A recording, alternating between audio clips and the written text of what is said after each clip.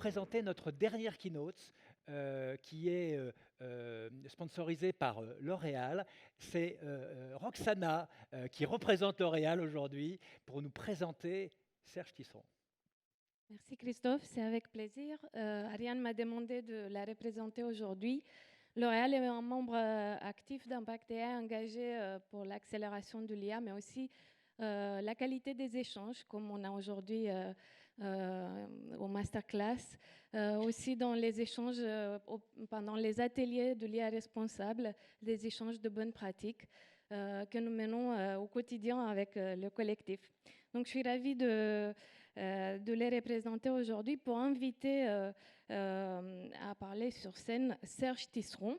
Les 2 premières masterclass ont été passionnantes et je ne doute pas que le 3e avec Serge le sera autant.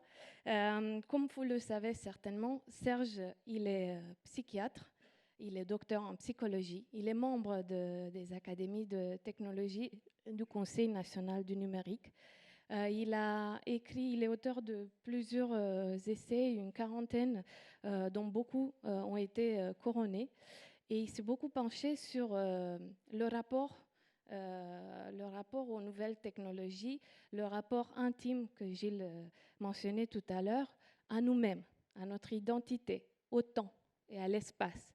Et ce sont des questions fondamentales. Et j'invite Serge Tisseron sur scène.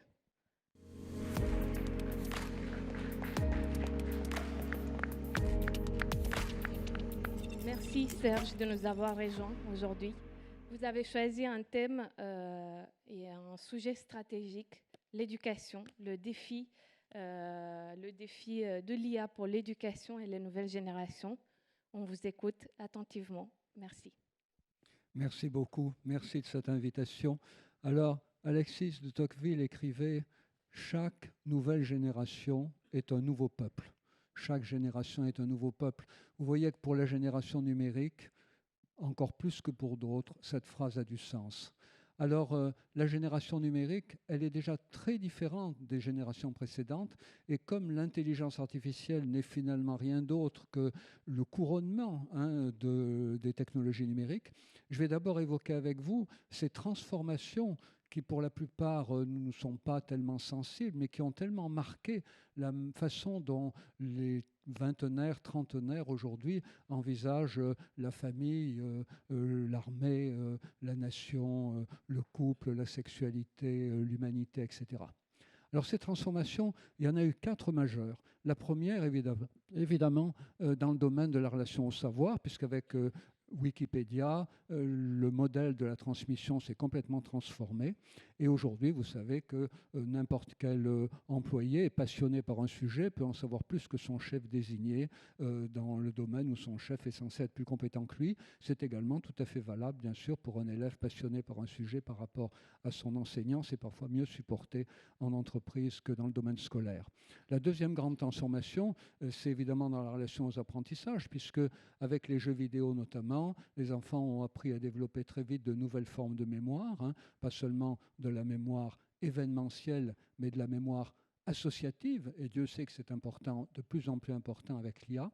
Et puis, bouleversement dans le domaine de la qualité de l'attention, puisque parallèlement à l'attention de longue durée, telle qu'elle est mobilisée dans la lecture, mais aussi dans n'importe quelle forme de bricolage ou d'activité passionnelle, eh bien, on a vu apparaître des nouvelles formes d'attention très concentrées et en même temps très dispersées, qui, hélas, ne sont pas trop mis à profit dans l'enseignement et pas encore beaucoup non plus dans les entreprises.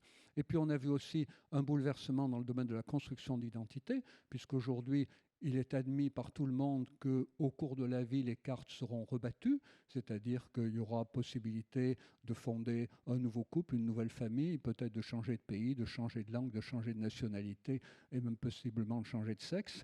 Et puis, dans le domaine de la relation à l'autorité, même chose, une autorité beaucoup moins perçue comme l'obstacle majeur. L'obstacle majeur est en plus la difficulté de concilier le désir de s'intégrer dans son groupe et le désir de garder son originalité personnelle. Et puis, dans le domaine, quatrième domaine, dans le domaine de la création des liens, de la sociabilité, eh ben, les liens élastiques se sont remplacés les liens forts ou faibles. Aujourd'hui, beaucoup de monde sur les réseaux sociaux a des liens qui peuvent évoluer vers la proximité ou vers l'éloignement, mais sans pour autant que le lien soit perdu ou annulé. Et puis, dans le domaine de la sociabilité également, comme vous savez, substitution de liens de proximité organisés, de liens d'attachement organisés autour de la proximité, mais de liens nouveaux organisés autour de centres d'intérêt partagés. Donc voilà, alors tout ça évidemment a posé un énorme défi à l'institution scolaire, puisque tout d'un coup, il n'a plus été seulement question d'apprendre des choses utiles toute la vie, mais d'apprendre à apprendre. Deuxième défi de l'institution scolaire, il n'a plus été question de développer seulement l'activité solitaire des élèves, la compétition seule contre tous, mais développer des activités collaboratives. Et troisième défi posé à l'institution scolaire, eh bien, ça a été de développer des formes d'intelligence nouvelles, c'est-à-dire plus seulement intelligence hypothético-déductive, mais aussi des intelligences liées au corps, au sens, à la vue, etc. On sait aujourd'hui en effet que le fonctionnement mental est inséparable du corps et de tout ce qui caractérise la corporéité, la sensorialité et la manière dont tout cela s'exerce à la fois dans les liens avec d'autres humains, dans les liens avec également le monde non humain et également le monde technologique. Alors, tout ça aurait dû évidemment entraîner, dans le cadre de l'éducation nationale, de grandes réformes qui n'ont pas eu lieu, et de grandes réformes qui auraient dû beaucoup plus valoriser les apprentissages extrascolaires dans le cursus scolaire, beaucoup plus valoriser le travail collectif, beaucoup plus valoriser la diversité des points de vue et des apports de chacun, et la possibilité de formuler des critiques constructives en situation de construction collaborative. Tout ça, ce n'est pas vraiment mis en place. Et puis, qu'est-ce qui est arrivé? Le 22 novembre 2022, ChatGPT, boum. Et là, beaucoup de gens se sont rendus compte qu'une marche avait été ratée ou avait failli être ratée. Et puis, deuxième boom, la campagne électorale américaine. Et là, de quoi on s'aperçoit?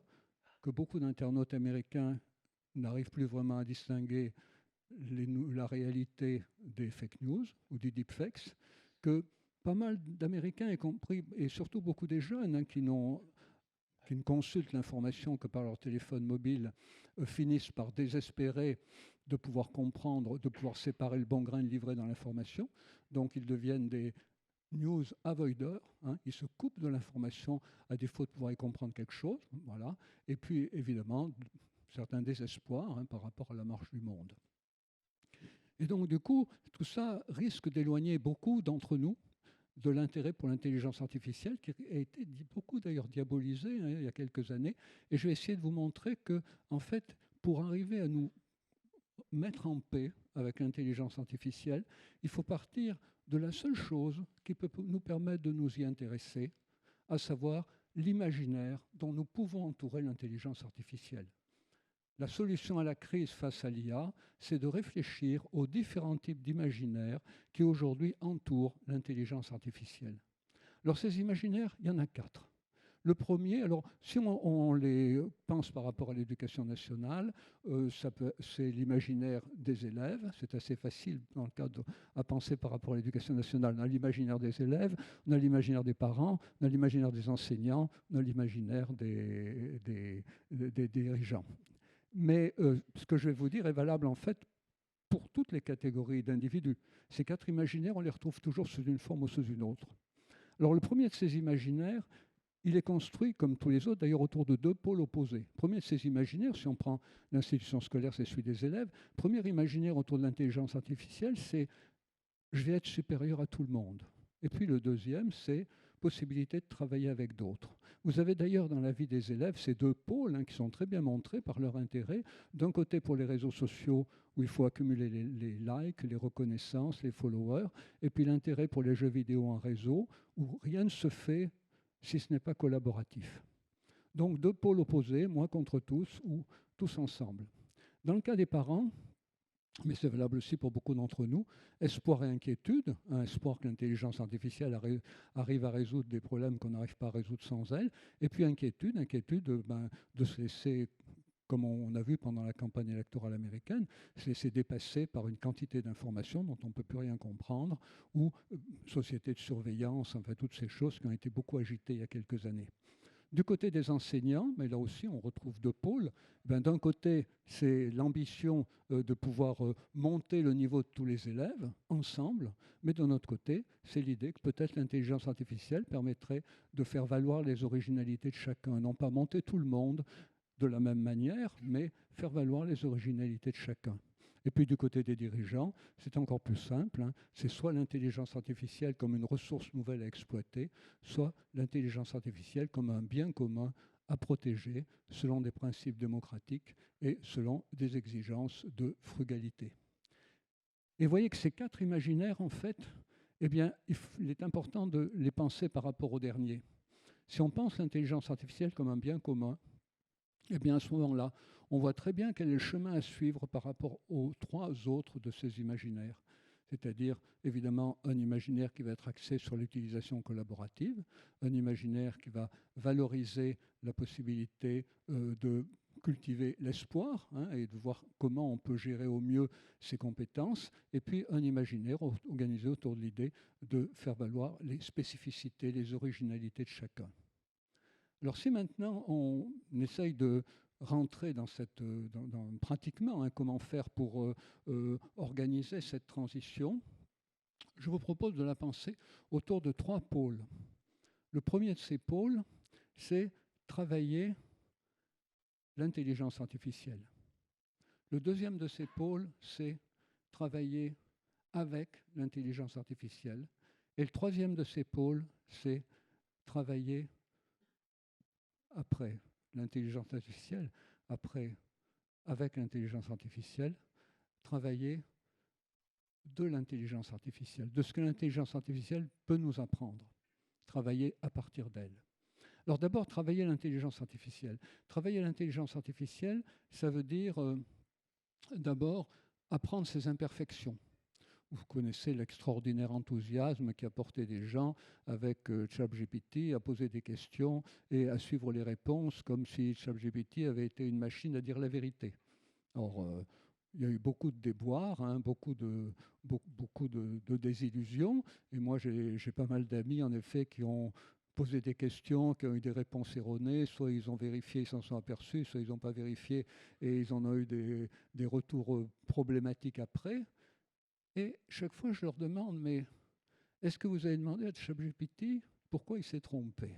Est-ce que vous avez dit à ChatGPT, tu t'es trompé ou vous êtes trompé? Et pourquoi vous êtes trompé? Ben, ils me disent non, en général. ChatGPT se trompe, vous ne lui demandez pas pourquoi. Enfin, peut-être pas vous, mais en tout cas, trop souvent, les gens n'ont pas l'idée de demander pourquoi. Alors ça, c'est une question intéressante. C'est si quelqu'un se trompe dans un conseil qu'il vous donne, vous n'allez peut-être pas aller vers lui après et vous dire, tu m'as donné un très mauvais conseil, explique-moi pourquoi. Non, mais ChatGPT, vous pouvez le faire. Il y a beaucoup de gens qui n'y pensent pas. Et vous voyez, là, on touche à un problème qui est celui de l'anthropomorphisme de la machine. C'est-à-dire qu'il nous faut apprendre à traiter les machines comme des machines, pas comme des humains. Alors, il y a tous les gens qui s'emploient avec des formules de politesse avec GPT, mais vous voyez que la question de l'anthropomorphisme va bien plus loin. Il faut apprendre les imperfections de l'IA, et la meilleure manière de les apprendre, c'est encore chaque fois de poser la question. Hein. Enfin, c'est une des manières d'apprendre les imperfections de l'IA, c'est de demander à l'IA les explications qu'elle donne à ses propres imperfections. Ce qui ne veut pas dire d'ailleurs que les réponses seront toujours complètes, mais c'est quand même une bonne première manière d'aborder les choses. Évidemment, il va falloir travailler sur la désinformation, et dans le cadre scolaire bien sûr, mais dans le cadre des entreprises aussi. Il va falloir travailler sur la question de l'IA frugale, hein, qui est quand même aujourd'hui une question absolument majeure, hein, quand on voit le gâchis de certaines personnes qui mettent des mails en copie en quantité. Alors, il y a eu une époque, il y a quelques années, où il y a eu des mouvements justement pour réduire dans les entreprises les mails en copie, mais avec l'IA frugale, on s'aperçoit que ça va être un objectif encore plus important à travailler. Et puis évidemment, il y a les risques de hacking qui sont extrêmement importants. Et aujourd'hui, il y a le campus cyber, hein, qui travaille sur ces questions-là. Et puis on est en train de lancer un mouvement de cyber lab, cyber hacking lab, justement pour voir comment proposer au public des documents qui permettent à chacun de comprendre que la porte d'entrée la plus exploitée aujourd'hui par le hacking contre les entreprises, c'est la porte d'entrée des outils privés des employés, ou voire des utilisateurs. Vous avez vu l'alerte du FBI il y a quelques jours qui a demandé aux Américains de ne plus envoyer de SMS du fait du risque d'une attaque chinoise, une vaste attaque de hacking chinois. Donc, prendre en compte tous ces domaines de l'intelligence artificielle, c'est absolument essentiel, d'abord dans le domaine scolaire, mais à tout moment dans le domaine des entreprises. Ensuite, après apprendre l'intelligence artificielle, apprendre avec l'intelligence artificielle. Apprendre avec l'intelligence artificielle, ça veut dire prendre en compte la manière dont elle peut nous aider dans le domaine de l'information, comment on peut s'informer différemment avec l'IA, dans le domaine de la communication, comment on peut rentrer en contact avec d'autres différemment avec l'intelligence artificielle, et puis, bien sûr, dans le domaine du travail ensemble. Alors, ce second domaine, comment utiliser l'IA pour communiquer, c'est un domaine très intéressant. Dans le domaine de la santé, par exemple, il y a beaucoup de médecins qui s'enthousiasment, beaucoup de chirurgiens qui s'enthousiasment parce que grâce à ChatGPT, on peut faire des comptes rendus opératoires pour les familles, pour les malades extraordinaires. Un médecin sort 3 lignes trois lignes au dictaphone après une intervention chirurgicale, ou 10 lignes si vous voulez, et ChatGPT en fait un courrier merveilleux d'une page et demie, enfin, merveilleusement empathique, extraordinairement clair pour le patient, pour les familles. Enthousiasme. Comme je leur dis, c'est très bien. Vous envoyez le courrier, parfait. Si la famille ou le patient reviennent vers vous et que vous n'êtes pas à la hauteur de l'empathie que ChatGPT a mis pour vous dans votre courrier, les médecins vont se dire, les patients vont se dire, il a utilisé ChatGPT. Or, quand un patient reçoit un courrier écrit par une machine, il peut avoir l'impression que c'est une manière d'être traité comme une machine. Donc, vous voyez, dans cette manière de travailler avec l'intelligence artificielle, il ne faut pas seulement prendre en compte les bénéfices à court terme qu'elles peuvent donner, mais aussi les implications relationnelles que ça peut avoir à moyen terme et à long terme sur les relations que nous avons avec les gens. Utiliser ChatGPT pour faire des courriers extraordinaires à nos collègues ou à nos patients ou à nos élèves, ou à nos enseignants, ce que vous voulez, ou aux familles, c'est formidable, mais à condition d'être à la hauteur du contenu de ces courriers. Donc, à la limite, dans le cadre médical, ce que je dis toujours, c'est que ChatGPT va nous obliger à développer l'empathie des médecins pour qu'ils soient à la hauteur des courriers que ChatGPT fait pour eux. Ça, c'est une proposition inattendue, mais qui paraît extrêmement importante aujourd'hui. Donc, apprendre avec l'intelligence artificielle, c'est aujourd'hui aussi se confronter à un risque que connaissent déjà des employés, celui de l'angoisse de la page blanche. Comment faire pour commencer à écrire quelque chose? J'ai quelque chose à écrire, comment je vais commencer à l'écrire? Alors bien sûr, aujourd'hui, je vais demander à GPT. Alors GPT vous donne une première épreuve, et puis la tentation, bien sûr, c'est de la trouver très bonne, parce qu'elle est en général très bonne, et de s'en tenir là. Et alors, qu'est-ce qui fait que quelqu'un va avoir envie d'écrire quand même lui-même, tout en sachant que ChatGPT, s'il le lui demande, va l'écrire peut-être mieux que lui de la première fois? C'est la confiance en soi.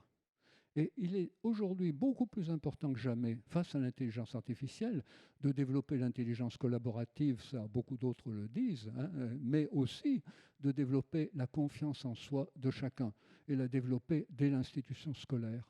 Si les élèves se sentent dévalorisés, ils utiliseront d'autant plus GPT pour faire leurs devoirs à leur place. Et si les employés ne sont pas valorisés dans leur activité professionnelle, ils utiliseront d'autant plus GPT à la place de leur propre réflexion, avec le risque finalement de désapprendre. Le grand problème de travailler avec l'intelligence artificielle, c'est le risque de désapprendre à s'exprimer clairement, à savoir comment construire un plan, comment construire un courrier. Alors, en revanche, il y a d'autres façons de travailler. Ça va être évidemment de travailler dans le va-et-vient. On fait une proposition, il y a un retour, et puis apprendre aux enfants, et peut-être aussi aux employés, à ne jamais poser une question à une IA. Posez toujours la même question à plusieurs IA. Vous en avez au moins 3 en accès libre, Gemini, ChatGPT et Bingai. Posez toujours, et puis il y en a d'autres en open source, posez toujours sa question à plusieurs IA. Plus vous posez votre question à des IA nombreuses, plus vous avez des chances de comprendre comment fonctionne l'IA. Posez votre question sous des formes différentes. La même question à une même IA sous plusieurs formes différentes. Posez votre même question plusieurs jours de suite à la même IA. Et vous verrez qu'elle fait des réponses différentes. et puis vérifier, bien sûr, hein, évidemment. Et dès qu'une erreur s'introduit dans ce que vous dit l'IA, lui demander comment elle explique qu'elle se soit trompée, et éventuellement demander à une autre IA qu'est-ce qu'elle en pense des erreurs qu'a faites cette IA-là, et est-ce qu'elle les aurait faites. C'est-à-dire apprendre hein, l'impertinence, la curiosité, le sens du jeu avec ces machines qui sont extrêmement déroutantes et qu'il faut surtout éviter de considérer comme des choses, comme des équivalents d'humains qu'il faudrait respecter, auxquels il faudrait parler poliment, qu'il faudrait éviter de confronter entre elles, parce que peut-être elles vont se fâcher, il faudrait éviter d'organiser des confrontations, parce que peut-être ça va les fâcher entre elles, etc. Non, pas du tout. Hein. Il faut apprendre à travailler avec l'IA, et plutôt à travailler avec les multiplicités des intelligences artificielles. Et évidemment, dans les entreprises, ça va être d'autant plus facile que vous allez promouvoir des groupes de réflexion, plutôt des groupes de pratique, des groupes de conseils mutuels hein, entre les employés, de manière à ce que ceux qui sont un peu plus dégourdis avec ces machines puissent aider ceux qui le sont un peu moins. Et puis le troisième domaine, c'est apprendre de l'intelligence artificielle, apprendre qu'est-ce que l'intelligence artificielle peut nous apprendre. Donc travailler, apprendre l'intelligence artificielle, apprendre avec, apprendre de l'intelligence artificielle. Qu'est-ce que l'intelligence artificielle peut nous apprendre? Aujourd'hui, et ça évolue à une vitesse incroyable, elle peut nous apprendre à passer d'une forme d'intelligence à une autre. Ce sont les intelligences multimodales. Vous dictez des prompts et vous pouvez fabriquer aujourd'hui avec Midjourney une petite bande dessinée. Mais attention, si vous voulez la bande dessinée que vous souhaitez, il faut apprendre à bien formuler vos prompts. Et là, on en arrive à quelque chose d'important, c'est que finalement, il faut développer les compétences du langage. Il faut développer la capacité chez les enfants de pouvoir construire des phrases en plaçant au bon endroit les conjonctions de coordination mais, où et donc, ornicard. Parce que quand on lit des copies d'étudiants, des fois, on a l'impression que les conjonctions de coordination sont placées un petit peu au bonheur la chance. D'ailleurs, des élèves, des fois, disent mais pourquoi j'ai une mauvaise note? Mais la première phrase de ma copie est juste, la seconde est juste, la troisième est juste. Ben oui, mais comme je leur dis, ben oui, mais il n'y a aucun lien entre les phrases. Si vous faites des prompts comme ça, vous risquez bien de jamais obtenir la bande dessinée que vous voulez. Donc, développer cette intelligence parallèle, hein, qui est l'intelligence graphique, visuelle, etc. Moi, en 1975, j'ai fait ma thèse sous la forme d'une bande dessinée parce que déjà, je pensais que c'était très important de développer des intelligences visuelles. Eh bien, si vous n'arrivez pas à bien rédiger vos prompts, ça ne marche pas. Puis vous savez que depuis quelques jours, il y a sur Google DeepMind qui permet même de fabriquer des petits films à partir de prompts. Et donc, vous voyez que tout ça, évidemment, va nécessiter aussi parallèlement de développer une nouvelle éthique, hein, puisqu'il est très important que nous sachions nous adresser à ces machines, non pas comme à des humains, mais comme des machines. Et pour ça, il va être très important, à chaque fois que nous utilisons une intelligence artificielle, que nous sachions le reconnaître. Alors évidemment, vous allez me dire, si on ne le dit pas, les machines pourront toujours le savoir. Oui, mais l'intérêt n'est pas là. L'intérêt est que plus vous direz, quand vous utilisez une intelligence artificielle, j'ai une intelligence artificielle, plus vous le direz et plus vous serez capable de revendiquer le fait que l'utilisation de l'IA est vertueuse quand on sait l'employer. Et puis évidemment aussi, parallèlement, il y a développé une nouvelle psychologie, une psychologie de l'homme connecté, et c'est pour ça que j'ai conçu en 2019 le premier diplôme universitaire à Paris-Cité de cyberpsychologie, psychologie de l'homme connecté. Alors pour terminer, vous voyez que c'est indispensable de s'acculturer à l'IA. Vous voyez qu'on ne peut le faire que tous ensemble. Vous voyez que ce qui est important, c'est de promouvoir partout des groupes de discussion et d'entraide réciproque. Pourquoi? Pour ne pas oublier personne au bord de la route. Merci de votre attention. Vous restez. Merci beaucoup, Serge. Votre keynote, c'était lumineuse, mais on était préparé, et j'étais personnellement préparé familialement à une keynote lumineuse. Elle l'a été. Merci beaucoup. J'invite maintenant les deux autres participants, Gilles et puis Francesca, à venir sur scène. Et vous allez pouvoir échanger avec eux, poser quelques questions. Donc il y a des micros dans la salle qui sont disponibles. Qui veut poser la première question? Il y a une question ici.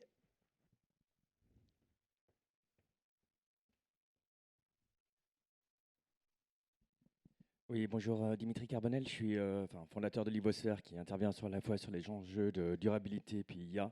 Puis j'écris aussi un livre qui s'appelle 2050 Crash ou Renaissance où je parle justement de la partie IA mais aussi les enjeux durabilité. Vous disiez effectivement qu'il y avait 3 modes qui étaient de travailler l'IA, travailler avec l'IA et après l'IA. Est-ce qu'il ne faudrait pas rajouter, et vous en avez parlé, travailler aussi, être capable de travailler sans IA? Et pour plusieurs raisons. La première, vous l'avez dit, c'est qu'on a tendance à déléguer, surtout qu'on est un peu plus jeune, on a tendance un peu à déléguer beaucoup de choses à l'IA et donc on perd aussi un certain nombre de capacités. Il y a un deuxième point qui a été mentionné par vous, par Gilles aussi, mais c'est les enjeux de limite. Effectivement, on a l'impression que l'IA va très très haut, mais il y a quand même une limite. Très rapidement, par exemple, en Irlande, il y a 20% de l'électricité qui est utilisée par des data centers qui fait concurrence aux habitants. Et donc, potentiellement, il y a peut-être aussi une limite en termes d'énergie utilisée par l'IA. Et donc, il faut peut-être aussi apprendre à faire sans IA. Donc, c'est une question que je vous pose à tous les trois. I cannot respond. Maybe you because can Yeah, maybe translate. somebody else to translate. I can just translate. So the question is regarding the limits on AI. Can we work without AI? What would we do with that? Regarding the question of energy too, related to AI. Sustainability on AI with the energy. let's say. Okay. Je peux commencer. Vous savez, vous avez peut-être pas, quand j'ai créé des repères pour apprendre à bien utiliser les écrans, 3, 6, 9, 12, je les ai rattachés à 2 phrases simples. Apprendre à s'en passer, apprendre à s'en servir pour apprendre à s'en passer. C'est exactement la même chose avec l'intelligence artificielle. Si vous apprenez avec l'intelligence artificielle comment l'utiliser, eh bien, vous apprenez aussi comment vous en passer. Il y a des choses qu'elle peut faire très bien, il y en a qu'elle ne peut pas faire. Et d'ailleurs, les limites sont assez vite éprouvées. Si vous faites par exemple des graphiques, vous voyez que GPT les fait bien. Si vous lui demandez de classer des informations, c'est parfois plus compliqué. Parfois, elle en oublie au passage. Voilà. Et si vous lui demandez des résumés, elle les fait très bien. Donc, plus vous travaillez avec l'IA, plus vous découvrez dans quel domaine elle peut vous aider et dans quel domaine elle est inutile.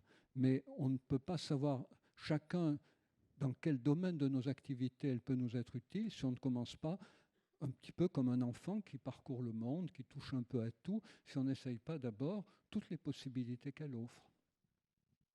Oui. Bonjour. Peut-être je le fais directement en anglais. Oui. So Agnès Van de Waal, Microsoft. My question will be regarding the skills and the new skills that is requested with AI. You were mentioning that we are entering a new dimension. Can we say that it's a fantastic opportunity to increase diversity in IT, which is a key issue in a way, because today in the previous AI world, it was mostly, a way for people who were more on engineers and data-driven skill set. While today we are talking about grammar, how much it's important to have new skills, writing prompt, etc. So can we say it's an open now world for new skills, new competencies, and also more balance and gender equity? Sure. Yeah, definitely. I mean, first of all, to have the diversity in teams of developers is fundamental, so that in these teams there are different points of view. Different points of view, even in identifying the bias in AI. That if you are teams that are very homogeneous, it would be more difficult to identify bias, right? So you don't have different points of view. Then, of course, it's a great opportunity, as you say, to really enhance this diversity in the ecosystem of AI. But there is also another thing, that these skills that are needed are less vertical and less siloed than they used to be before. Before we had people that were trained on scientific fields and others that were trained on humanistic fields, very siloed, very separate from each other. Now what we need in AI, which is not anymore a science and a technology, but is a socio-technological field, we need people that are trained in a more multidisciplinary way. people that are trained on technology, but they understand the impact on technology, on the environment, on society, on people, and so on, or the opposite, people that are trained on these social sciences, but they also understand the technology. So more multidisciplinarity as well. I have a question here. Yeah. Hi, my name is Asma. I'm the founder of Ethical AI Alliance. We're a transdisciplinary community working to advance human rights in AI. So I have a question for Francesca, because I've been following your work for a while, and the GPI, and I was in Athens Roundtable yesterday, so I'm on top of what's going on. So here's a question. In terms of governance, I know there's a regulation, and there's voluntary frameworks, like some of which you've probably mentioned. But how about when the application is out there in the markets, the post-deployment? How are we going to address those risks? Because we can evaluate an application while it's been designed and with all the safety, but once out there, the risk can change depending on who is going to use it, vulnerable population, marginalized communities. And so that loop, seemed to be really an area where not a lot of effort has been put. So how do you think we can address that? Or is anything going on? I know we're working on it, but I'm interested to know what's happening in this. Yeah, sure. Well, I think there is a difference between these AI systems that can be used by everybody on whatever questions in every domain, and instead the AI systems that are used by professionals in their job for doing something very specific. And that, to me, is a less risky, in some sense, environment, because these people are trained to use AI in the most appropriate way and the most responsible way. So when this is what concerned, for example, IBM, because IBM does not sell technology to every individual in the world, but sells technology to other companies. So where you can train the users and they are using it for specific tasks in a specific domain inside that company. So that environment has its own risks, but is confined to really being very specific. So you can handle them better, you can deploy the technology with some conditions, even in the contractual agreement with with a client, which means that you can decide, once you deploy the technology, you can decide how it's going to be used and how it cannot be used. And that's much more difficult when you deploy the technology that can be used by everybody in every possible way. Yeah. Une question pour Serge. Vous avez écrit sur la résilience. Est-ce que l'IA générative peut aider à développer la confiance en soi ? Alors, la confiance en soi est la clé de beaucoup de choses. Et le rapport avec la résilience, c'est ça votre question.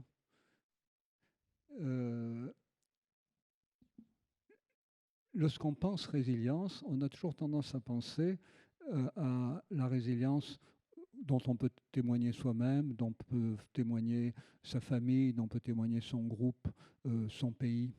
Mais ce que j'ai essayé de montrer depuis des années, c'est qu'il faut penser toutes ces choses tous ces domaines comme concentriques les uns aux autres. C'est-à-dire que pour moi, il n'y a pas de résilience, il n'y a que des co-résiliences. C'est-à-dire que la résilience d'un individu est inséparable de sa place dans son groupe, de la résilience de son groupe, d'abord la famille, puis le groupe élargi, puis éventuellement la communauté des employés, et puis les voisins, et puis le groupe d'immeubles, etc., le pays. On voit bien dans le cas d'une inondation, d'ailleurs, ce n'est pas seulement la région, il y a une inondation qui est touchée parce que les lignes de communication sont coupées et beaucoup d'autres régions peuvent être impactées, même parfois des régions à l'autre bout du monde.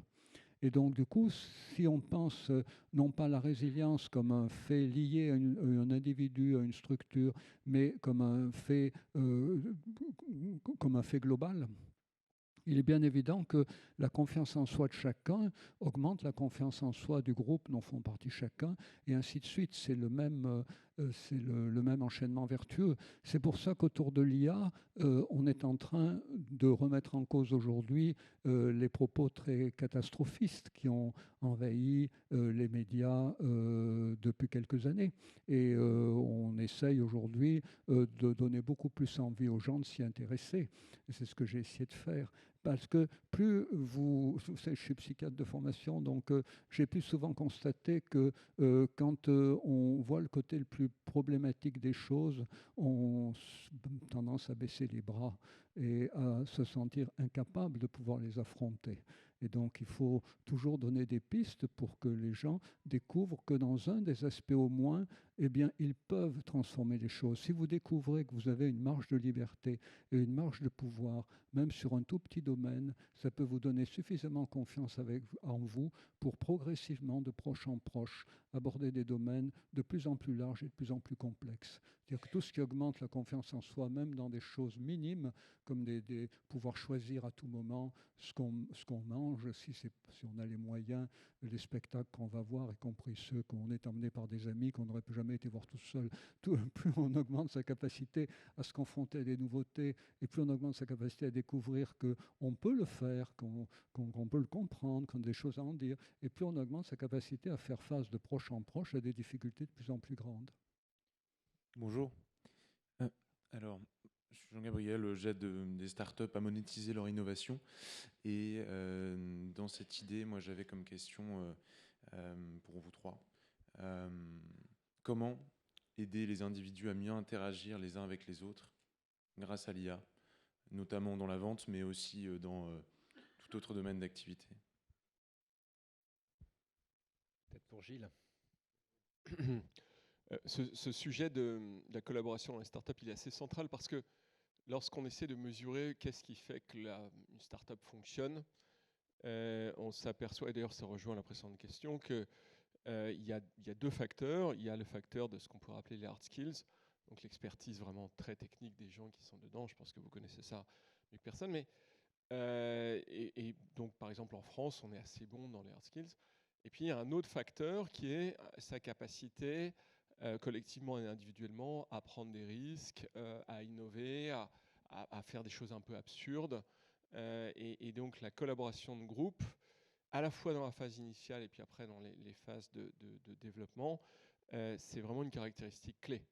Quand vous allez dans les grands incubateurs de type YC et tout ça, c'est central, c'est vraiment central d'arriver à faire ce genre de choses. Et donc, d'où d'ailleurs la création de certains outils comme Slack, qui a maintenant 15 ans, mais qui essayait de structurer un peu ces conversations, de conserver une certaine forme de désordre, et en même temps de faire en sorte qu'il y ait quand même un historique, qu'on puisse se balader dedans, etc. Donc ce qui est en train d'arriver, je pense que ces entreprises ou d'ailleurs des nouvelles startups essayent de faire un peu la V2 de Slack, c'est-à-dire de se dire comment est-ce que, par exemple, on est capable de grouper les gens par affinité. Dans le domaine des sciences, je connais un projet à base de LLM où on essaye de faire en sorte que on groupe les gens par affinité non technique, mais en gros par affinité un peu systémique. Donc quels sont les gens qui travaillent sur tel type de système dans le domaine de la biologie, dans le domaine de la physique, etc. Voilà, donc je pense qu'il y a un potentiel très inexploré et très important sur cette thématique-là, avec des cas d'application qui sont assez différents s'il s'agit de start-up ou d'autres univers. Donc encore pas mal de boulot. Oui. Un petit mot, vous avez compris en même temps que tout ça devrait commencer dès l'école. Moi, si j'étais patron des patrons, la première chose que j'irais faire, c'est voir le ministre de l'Éducation nationale et lui dire ça ne peut plus continuer comme ça. Parce qu'on a envie de gens qui soient capables de travailler ensemble. Il faut que l'école y contribue. Hein, et on ne peut pas... Il y a des gens qui... Alors aujourd'hui, heureusement, hein, il y a les jeux vidéo en réseau qui apprennent à énormément de jeunes à collaborer. Et il y a une vingtaine d'années, on avait fait un colloque à la BPI là-dessus. Il y avait des employeurs qui disaient, compétence égale, on préfère recruter des gens qui jouent à des jeux vidéo en réseau. À l'époque, c'est World of Warcraft, parce qu'au moins ils savent travailler ensemble, ils savent construire des stratégies ensemble. Bonjour, Émilie d'Orange. Moi, j'ai une question plutôt pour Gilles Babinet. Merci pour votre. Merci à tous les trois pour vos conférences. Vous avez beaucoup parlé de politique, en fait, finalement, des enjeux politiques de construire ensemble une société commune autour de l'IA. Moi, je voudrais un peu vous interroger sur votre vision de la place des entreprises. Donc, les entreprises, elles font beaucoup de choses. On est aussi là pour témoigner avec Impact AI. On développe des stratégies de responsabilité sociale, mais en fait, les entreprises, souvent, elles ont une place en fait dans la création de cette politique et de cette gouvernance. Donc voilà, je voudrais vous entendre, et aussi avec la CRCD, tous ces enjeux, comment aider les entreprises à se transformer aussi pour dépasser, par exemple, la valeur business, mais aussi reconnaître d'autres valeurs et vraiment s'orienter vers ces finalités plus que par le business, justement.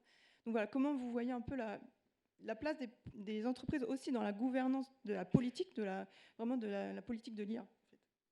Oui, bon, c'est pas peu dire que les entreprises ont un rôle évidemment important, mais encore faut-il qu'elles aient une vision. Je vais parler de façon un peu brutale, mais je pense que ça manque en France à l'égard de l'intelligence artificielle. C'est-à-dire que je suis assez surpris de voir, je suis désolé dans cette enceinte de m'exprimer ainsi, mais que finalement la vision qui est emmenée par les entreprises est essentiellement incrémentale. C'est comment est-ce qu'on modifie incrémentalement nos processus avec de l'intelligence artificielle, sachant que ça... Voilà, c'est potentiellement l'essence même du modèle d'affaires, du modèle de gouvernance qui est concerné. Et c'est là où ça devient politique. C'est-à-dire que, en réalité, si vous voulez faire une mutation environnementale pour aller vers l'agenda de 2050, c'est pas en faisant des bétons moins carbonés qu'on va y arriver. C'est vraiment en repensant la façon dont on construit la ville, dont on vit ensemble, dont on se déplace, dont on fait fonctionner nos supply chains. Et voilà, donc c'est une vision qui s'articule, à mon avis, en trois pôles. C'est évidemment la technologie, le potentiel de cette technologie, la régulation, dont j'en ai déjà parlé, et puis des nouvelles formes d'usage. Et c'est là où c'est aussi très politique. C'est-à-dire que ces usages, si on veut, on veut les faire émerger à échelle, il faut qu'il y ait un débat, il faut que ce soit compris, que ce soit expliqué, etc. Le frottement est très important. Il n'a jamais été aussi important que ça. On doit faire une transition qui est à peu près l'équivalente que celle qu'on a fait en un siècle, en passant d'un modèle carboné à un modèle décarboné, de tous nos systèmes, quels qu'ils soient, que ce soit des systèmes productifs ou autres, et on a en gros 15 ans pour le faire, pour faire ça. Si les gens ne comprennent pas le sens et la nature de ce que l'on cherche à faire, ça va cogner. Et voilà, et c'est la même chose pour l'IA. D'ailleurs, la similitude entre les sujets d'environnement et les sujets d'IA est très frappante. C'est à chaque fois des systèmes transversalisés, c'est des systèmes où les notions de sous-jacent, personnel, culturel sont extrêmement importantes. Donc oui, les entreprises ont un rôle très important à jouer. Et je finirai en disant que on a bien identifié ça au sein de Café IA. On pense que une grande part de notre action va se situer à l'intérieur des entreprises, à ceci près que nous ne sommes ni des sociétés de conseil, ni des sociétés de formation. Donc nous, notre sujet, c'est de parler de culture de l'IA au sens général et pas de rentrer dans des thèmes spécifiques qui pourraient intéresser telle ou telle entreprise. Oui, un petit mot, je pense que dans les entreprises, il y a une bonne façon de poser la question et une mauvaise façon de poser la question. La mauvaise façon de poser la question, c'est de dire à nos employés, par exemple, qu'est-ce que vous aimeriez changer avec l'intelligence artificielle? La bonne manière de poser la question, c'est de dire, qu'est-ce que vous aimeriez changer? Et après, et en quoi l'intelligence artificielle pourrait nous aider? Une toute dernière question, très rapide la question. Yes, it's maybe for Gilles Babinet and Francesca. It's regarding the next AI Action Summit. I think Impact AI is partner of this initiative.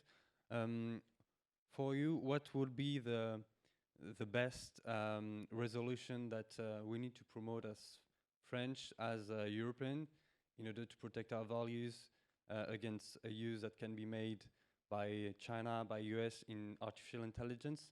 And what would be then the relevant governance that we need to set in place in order to be sure that this resolution that might be voted. La question c'est quels sont les éléments clés pour un succès du Paris AI Summit de février pour lequel nous sommes labellisés? I got to rush into something right after. So if you don't mind, I'll take that one and I'll. Sure. Yeah. Je vais leur répondre en français. Je pense qu'il y a beaucoup de sujets, hein, et on le voit bien dans la construction de l'agenda. Je pense que je ne peux pas préempter tel ou tel sujet. Il y a quand même un sujet qui, d'ailleurs, dans mon talk initial, j'ai évoqué ça, mais la nature des institutions va profondément évoluer et on en parle extrêmement peu. C'est-à-dire que ce sujet-là est un sujet. On considère que les institutions politiques sont des institutions qui sont des intangibles en réalité, parce que c'est fragile, qu'on a mis du temps à les construire et que c'est toujours difficile de les modifier, mais ça va forcément évoluer de façon extrêmement forte. Et il y a un constitutionnaliste américain qui, il y a 20 ans, a dit « code as law ». Ce terme est resté fameux dans tout le monde, mais je pense que c'est maintenant, c'est en train de se passer maintenant. Le code va être partout et sa puissance impérative, en fait, de prescription va être telle que soit les gens vont se révolter, un peu comme Parcoursup ou tous ces trucs que j'ai cités tout à l'heure, soit il va falloir qu'on invente un modèle de médiation entre les citoyens, en fait, et les régulateurs, les États, etc. Les systèmes actuels ne fonctionnent pas. Ça ne fonctionne pas. Et ça ne fonctionnera pas tout aussi bien pour ce qui est de la liberté d'expression. L'extrême droite est la première à dire « mais ils veulent nous retirer notre liberté d'expression ». On le voit bien, Truth Social et tout ça, c'est né de ça. Donc, soit on va se retrouver avec vraiment des systèmes totalement dysfonctionnels et on mettra la démocratie à bas, soit on doit se poser maintenant la question de savoir finalement comment ensemble on réussit à créer des institutions qui sont à la fois inclusives et en même temps qui permettent d'utiliser cette technologie. Ce sujet, il est central. Serge, vous voulez... Oui, la confiance dans les institutions, dans les nouvelles générations est en chute libre. Les jeunes ne font plus confiance aux institutions, ils s'y engagent plus, ils s'y engagent de façon très ponctuelle, éphémère, et leur confiance a chuté. Le problème, c'est que la nature a horreur du vide. C'est-à-dire que le grand risque, à mon avis, ça serait que les mirages de l'intelligence artificielle viennent remplacer la confiance dans les institutions. Et comme dit très bien Gilles, et avec le projet des cafés IA ou d'autres projets qu'on développe de notre côté, ce qui est important, c'est de valoriser le collectif, de valoriser l'intelligence collective comme possibilité de se substituer à la confiance aveugle qui a longtemps été faite dans les institutions. And Francesca, on your side? Sure. To me, the best outcome would be mostly two. One about openness and transparency in AI, and the second one about global harmonization. Hopefully, countries that usually are not part of the discussion can be part of the summit.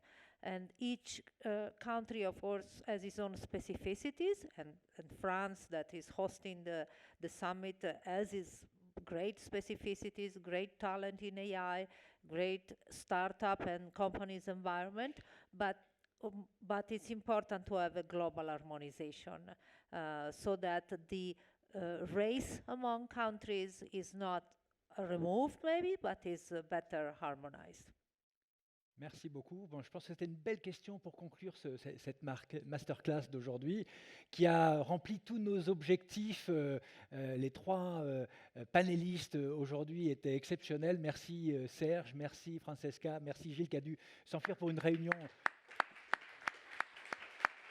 Thank you. Nous vous remercions chaleureusement pour votre participation ce matin, qui, vous l'avez compris, était labellisée par le Paris AI Summit du mois de février, qui aura lieu donc le 10 et 11 février à Paris, qui est un sommet mondial sur l'intelligence artificielle. Et dans ce chemin vers le Paris AI Summit, je voudrais vous annoncer un événement que nous aurons le 14 janvier, où on a habituellement un observatoire que l'on aime bien réaliser pour bien sentir auprès d'un échantillon représentatif de la population l'évolution des tendances et des perceptions de l'IA. Donc on a réalisé à nouveau ce questionnaire, cet observatoire cette année, et nous le discloserons, nous le présenterons le 14 janvier chez BNP Paribas, à l'occasion d'une séquence dont on vous enverra bien évidemment les invitations. Encore un grand merci à vous tous d'avoir été présents avec nous aujourd'hui, et on peut continuer à discuter parce que je sentais qu'il y avait encore des questions qui se posaient, donc on peut continuer à discuter en prenant un rafraîchissement dans le lobby. Merci à tous.